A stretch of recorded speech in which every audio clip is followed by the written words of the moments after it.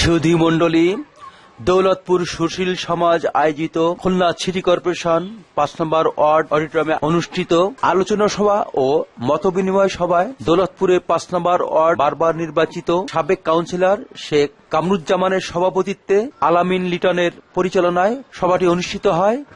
সভায় মঞ্চে আমন্ত্রিত অতিথি সহ আরও যে বিশেষ অতিথি উপস্থিত আছেন তাদের ভিতরে অন্যতম দৌলতপুরের কৃতি সন্তান শেখ মুসা আহমেদ, আরো আছেন শেখ খয়বার হোসেন, শেখ খোকন, দৌলতপুর থানা বিএনপির সাধারণ সম্পাদক শেখ ইমাম হোসেন, শেখ বনি, শেখ রনি, দৌলতপুর বাজার কমিটির সম্মানিত সভাপতি শেখ আসলাম।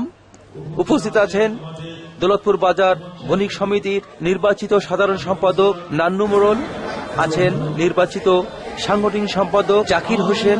উপস্থিত আছেন দৌলতপুর খালিশপুর খানজান আলী থানা জিয়া পরিষদের সম্মানিত সভাপতি অধ্যাপক লুৎফুন নাহার মুক্তা।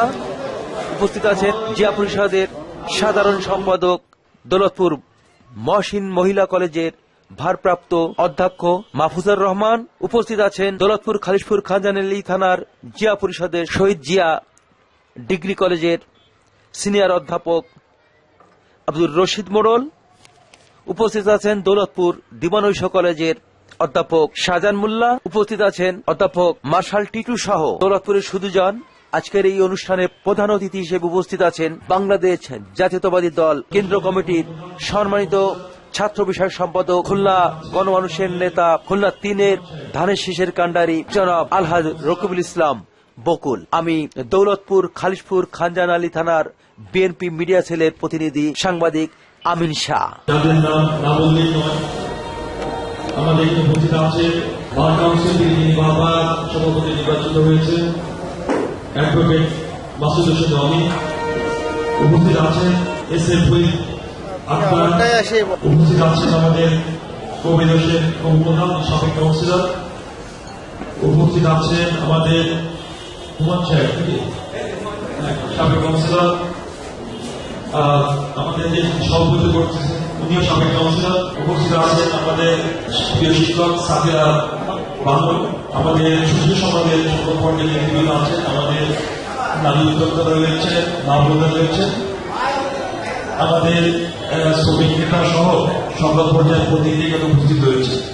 সকলকে আমি দীর্ঘ সময় ধরে বসে থাকার জন্য এবং ধৈর্য সহকারে আমাদের বিভিন্ন পর্যায়ে নেতৃবৃন্দের কথা শোনার জন্য, বক্তব্য শোনার জন্য কৃতজ্ঞতা জানাচ্ছি, ধন্যবাদ জানাচ্ছি এবং সেই সাথে আমার পক্ষ থেকে সবাইকে সালাম জানাচ্ছি। আসসালামু আলাইকুম ওয়া রাহমাতুল্লাহি ওয়া বারাকাতুহু। আজকে সুশীল সমাজ কর্তৃক আয়োজিত মত বিনিময় অনুষ্ঠানে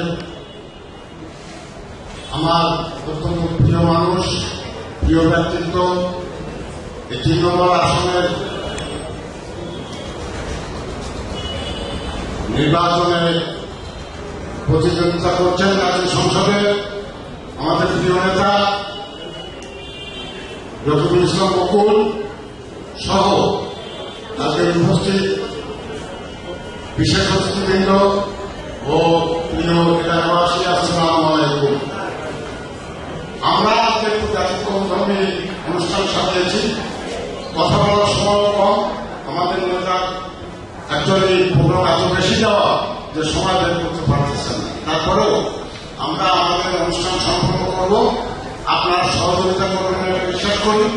আমি শুধু একটি কথা বলতে চাই, আজকে আমরা যে উদ্দেশ্যে বিভিন্ন শ্রেণী পেশার মানুষ যারা আজকে শিক্ষক প্রতিনিধি, আজকে জনপ্রতিনিধি, শ্রমিক প্রতিনিধি, কৃষক প্রতিনিধি, ব্যবসায়ী প্রতিনিধি, সব শ্রেণী পেশার মানুষ আজকে আপনারা আমার আগে এখানে উপস্থিত হয়েছেন। সেই কারণে আপনাদের সকলের কাছে আমি কৃতজ্ঞতা প্রকাশ করছি। একই সঙ্গে আমি বলতে চাই, আমরা অনুষ্ঠান সংক্ষিপ্ত করতে চাই। আপনাদের মনে যা যা প্রশ্ন আছে, যা যা কথা আছে, আগামীতে কেমন বাংলাদেশ পেতে চান, সেই বিষয়ে আপনারা মতামত রাখবেন। তবে সংক্ষিপ্ত আকারে বলবেন। আমি যতটুকু জানি আমার নেতা সম্পর্কে, আজকে আমাদের বকুল ভাই আমাদের মাঝে বসে আছেন, উনার সম্পর্কে আমি 5 বছর ধরে আমি করোনা বহু আগে থেকে আমি উনার চিনি জানি। এই অঞ্চলের মানুষের জন্য উনি স্বাস্থ্য সেবা, ব্যক্তিগত খাওয়া পড়ার এবং অন্যান্য আনুষঙ্গিক অনেক ক্ষেত্রেই উনি মানুষের সহযোগিতা করে আসতেছেন। আমরা মনে পড়ে 18 সালে উনি নির্বাচন করছিলেন, এইখানে আমরা মাঠে দাঁড়াতে পারি নাই। উনার প্রচার ছিল ভাবে, উনার সম্পর্কে আজেবাজে কথাবার্তা, আমাদের প্রচার মাইকের উপরে হামলা হয়, এগুলো কিন্তু আমরা বরদাস্ত করছি। কিন্তু 5ই আগস্টের পরবর্তী প্রেক্ষাপটে আমরা কিন্তু কথা বলার স্বাধীনতা অন্তত পেয়েছি।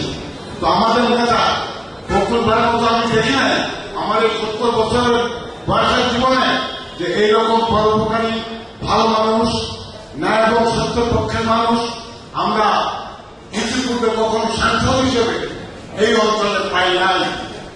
সেই কারণেই আপনাদের কাছে বিনীত অনুরোধ, আপনারা যারা আসছেন বিভিন্ন পেশার মানুষ, আপনারা সবাইকে বোঝাবেন, বলবেন যে ভালো মানুষকে আমরা নির্বাচন করতে চাই, একজন সহযোগ্য মানুষকে আমরা নির্বাচন করতে চাই। আমরা এখানে অন্যায়, অত্যাচারী, মাদক, সন্ত্রাস, চাঁদাবাজদের আমরা এখানে নির্বাচিত করতে চাই না। আমাদের নেতা সেই ক্ষেত্রে 100% আপনাদের কাছে গ্যারান্টি দিচ্ছি যে উনি অন্তত মানুষের, সাধারণ মানুষের কল্যাণে আমাদের পাশে থেকে কাজ করবেন, এই আশাবাদ ব্যক্ত করে আমি মাইক ছেড়ে দিচ্ছি। আপনারা অডিয়েন্সে যারা বসে আছেন, আমাদের এই অঞ্চলের সুপ্রিয় এলাকাবাসী, তাদের কাছে আমি মাইক ছেড়ে দিচ্ছি। আপনারা আপনাদের মনের কথা আমাদের নেতার কাছে বলবেন, উনি আপনাদের কথা শোনার পরে জবাব দেবেন। আমাদের অনুষ্ঠান আমরা শেষ করব। ধন্যবাদ সকলকে।